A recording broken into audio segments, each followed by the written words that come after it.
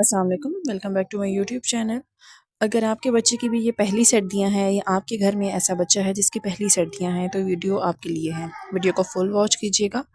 आज की वीडियो में मैं आपके साथ कुछ ऐसी टिप्स एंड ट्रिक्स शेयर करूंगी जिनको फॉलो करके आप अपने बच्चों को ठंड से बचा सकते हैं और होने वाले बच्चों को इन्फेक्शन से बचा सकते हैं। सर्दियों में हम समझते हैं कि बच्चों को जितने ज़्यादा कपड़े पहनाए जाएंगे बच्चे उतना ज़्यादा ठंड से बचे रहेंगे और यही सोच के हम बच्चों को ओवर रैप कर देते हैं जिसकी वजह से बच्चे ओवर हीट हो जाते हैं। इसका आपने एक असूल हमेशा याद रखना है कि बच्चों को वन एक्स्ट्रा लेयर आपने पहनानी है। जितने कपड़े आपने खुद पहने हैं उससे एक लेयर एक्स्ट्रा होनी चाहिए। कभी भी बच्चों को ज़्यादा ओवर रैप ना करें, बच्चे इससे ओवर हीट हो जाएंगे। इसका एक तरीका ये भी है कि आपने बच्चों की गर्दन के पिछले हिस्से में हाथ लगा के देखना है। अगर बच्चे को वहाँ पसीना आया हुआ है तो आप बच्चे की एक लेयर कम कर दें।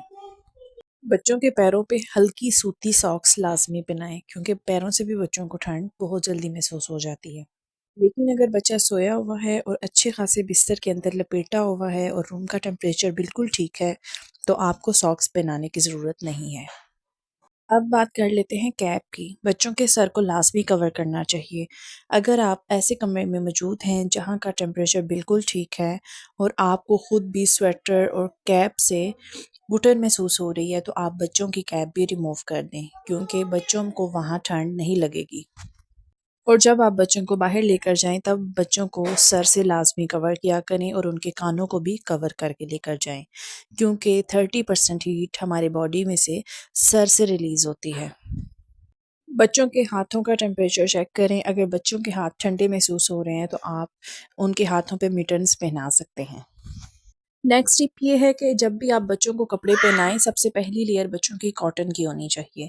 जो उनके जिस्म के साथ कपड़ा टच करे वो कॉटन का होना चाहिए। उसके बाद आप फ्लीस की लेयर पहना सकते हैं। देन आप फिर कोई भी स्वेटर, जर्सी या कोट पहना सकते हैं।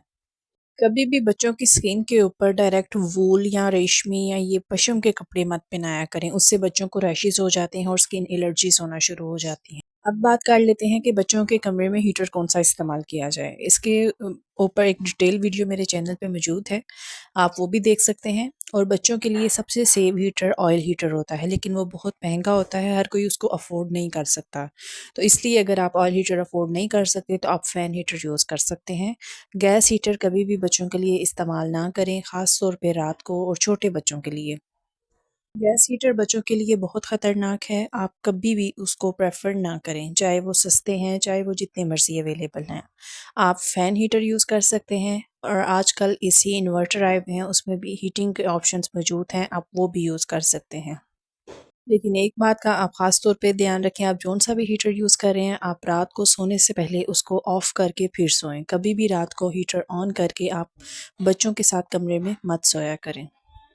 जिस कमरे में आपने बच्चे को रखा हुआ है वहाँ वेंटिलेशन का थोड़ा बहुत निज़ाम लाज़मी होना चाहिए ताकि बाहर की फ्रेश एयर कमरे में दाखिल हो सके और कमरे की हवा जो है वो बाहर जा सके और हवा एक्सचेंज होती रहे।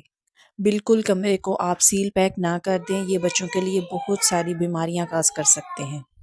सर्दियों में जब हम आम तौर पे हीटर्स यूज़ कर रहे होते हैं तो इससे बच्चों को जो सबसे बड़ा प्रॉब्लम होता है कि बच्चों की नाक बंद होना शुरू हो जाती है और हवा कमरे की खुश्क होना शुरू हो जाती है क्योंकि जब आप हीटर यूज़ करते हैं तो बच्चों की नाक की जो झिल्लियाँ होती हैं वो खुश्क होना शुरू हो जाती हैं जिससे बच्चों को छींकें आती हैं और उनकी नाक बंद होना शुरू हो जाती है जिसकी वजह से बच्चों को सांस लेने में मसला पेश आता है।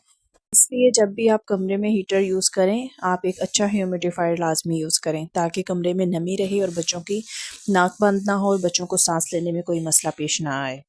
अगर आप ह्यूमिडिफायर यूज़ नहीं कर रहे या आपके पास मौजूद नहीं है तो आप सिंपल पानी का बोल भी कमरे में रख सकते हैं, उससे भी कमरे की जो हवा है उसमें नमी रहेगी।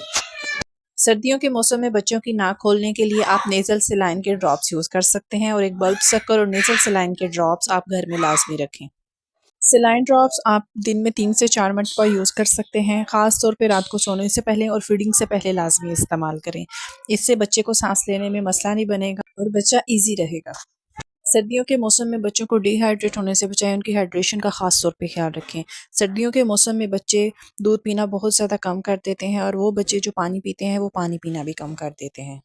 बच्चों की हाइड्रेशन चेक करने के लिए उनके यूरिन पे आप ख़ास तौर पे ध्यान रखें। अगर बच्चा हल्का पीला यूरिन कर रहा है तो बच्चे की हाइड्रेशन ठीक है। नॉर्मल है।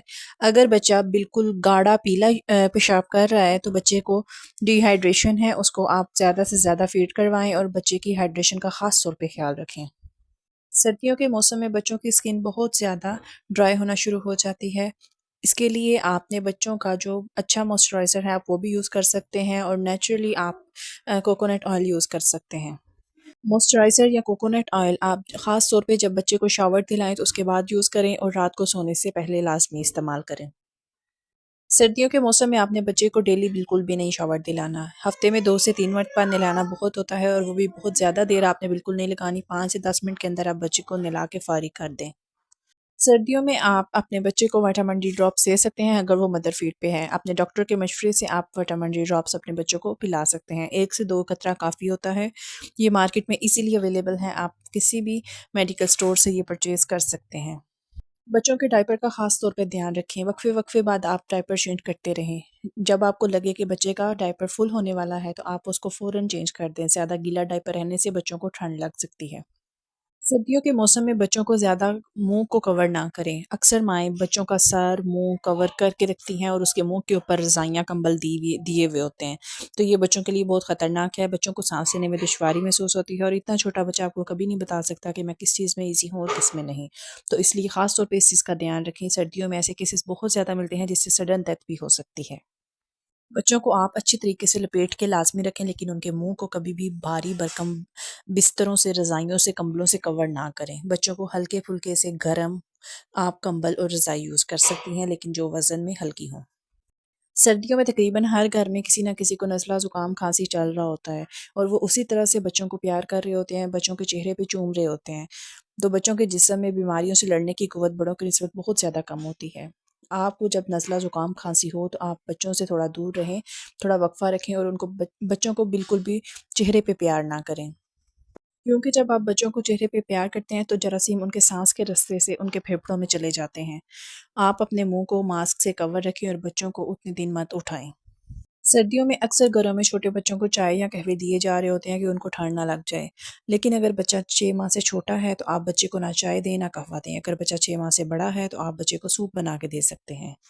बच्चों की वैक्सीनेशन का खास तौर पे ध्यान रखें। जो उनकी उनके रूटीन की वैक्सीनेशन चल रही होती है उसको मुकम्मल किया करें, कोर्स मुकम्मल करवाएं। रूटीन की वैक्सीनेशन में निमोनिया की वैक्सीनेशन भी इंक्लूडेड है। तो ये थी कुछ टिप्स। अगर वीडियो अच्छी लगी हो तो लाइक करें, शेयर करें, कमेंट में आप अपनी राय का इज़हार कर सकते हैं, कोई सवाल हो तो पूछ सकते हैं। चैनल को सब्सक्राइब करना मत भूलिएगा। मिलते हैं अगली वीडियो के साथ। अपना और अपने बच्चों का बहुत सारा ख्याल रखें। अल्लाह हाफ़िज़।